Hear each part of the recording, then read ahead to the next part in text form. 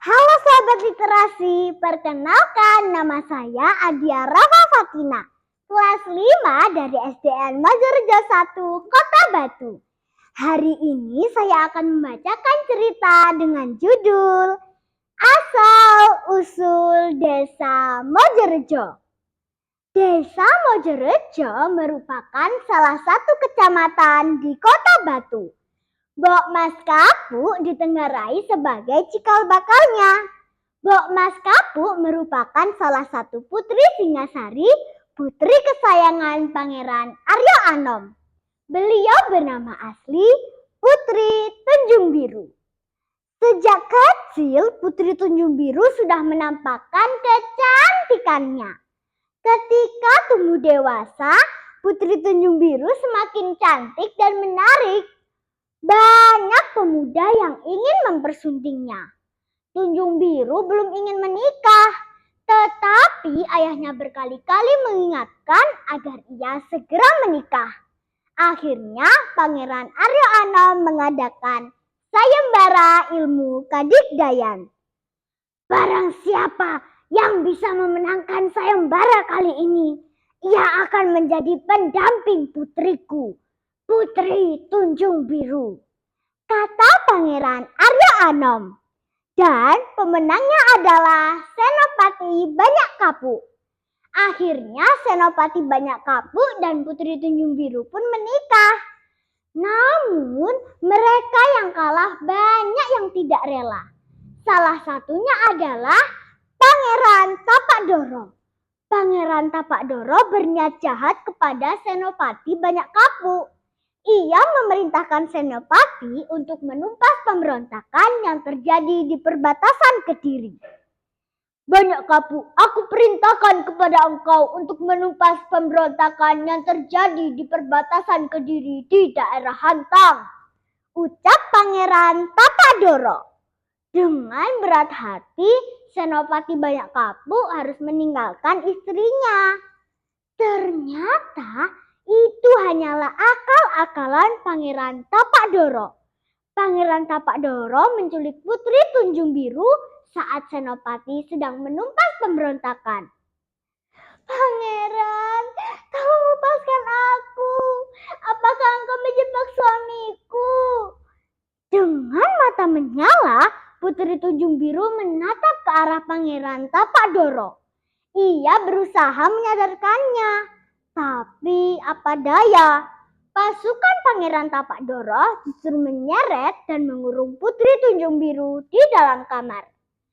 Pelayan Putri Tunjung Biru yang bernama Sariti segera melaporkan bahwa Putri Tunjung Biru diculik oleh Pangeran Tapak Doro. Sang ayah Pangeran Aryo Anom segera bertindak cepat mengirim prajurit terbaik untuk membebaskan Putri Tunjung Biru. Sementara di Hantang, Senopati Banyak Kapuk sudah memenangkan pertempuran dan menumpas seluruh pemberontak.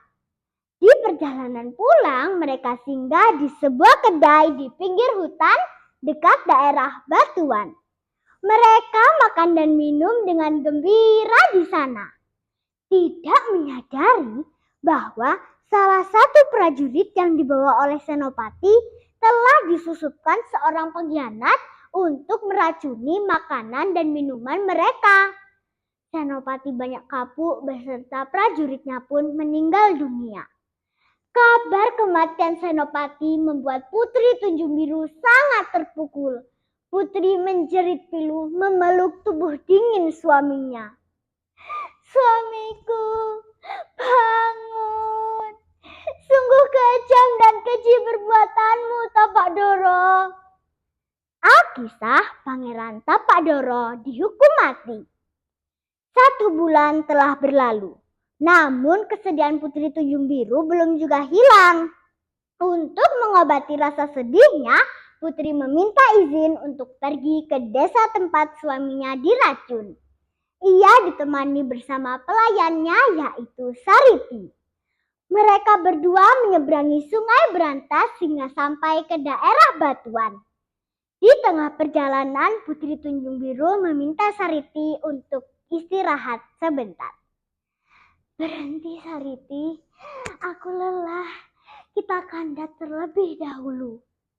Sariti pun membersihkan tempat itu dari ranting dan daun kering untuk tempat ngandat atau istirahat Putri Tunjung Biru. Lalu ia pergi mencari ranting yang tidak berduri dan tidak terlalu panjang untuk ditata rapi sebagai bantal. Putri merasa damai. Istirahat di sini aku merasa damai. Kini tubuhku sangat nyaman. Bahkan semalam aku bermimpi bertemu suamiku. Wah, kacang hamba sangat ampuh, Gusti. Apa kamu bilang? Kacang? Iya, Gusti. Di daerah saya, bantal ranting seperti ini namanya kacang. Kalau begitu kita beri nama tempat ini Kajang dan Ngandat, ucap Putri Tunjung Biru. Mereka berdua pun melanjutkan perjalanannya hingga berhenti di suatu tempat untuk membangun gubuk sebagai tempat tinggal dan bertapa. Di daerah tersebut banyak ditumbuhi pohon mojo. Mereka menamainya dengan nama Mojorejo. Mojorejo yang artinya daerah yang banyak ditumbuhi pohon mojo dan sekarang menjadi ramai atau rejo. Itulah asal-usul desa Mojorejo. Sebelum saya akhiri, saya punya pantun nih. Mlaku-mlaku dikancani Pak Tejo. Ojo lali tuku semangka. Iki cerita asal-usul desa Mojorejo. Yen wonten lepat kula nyuwun pangapura. Wassalamualaikum warahmatullahi wabarakatuh.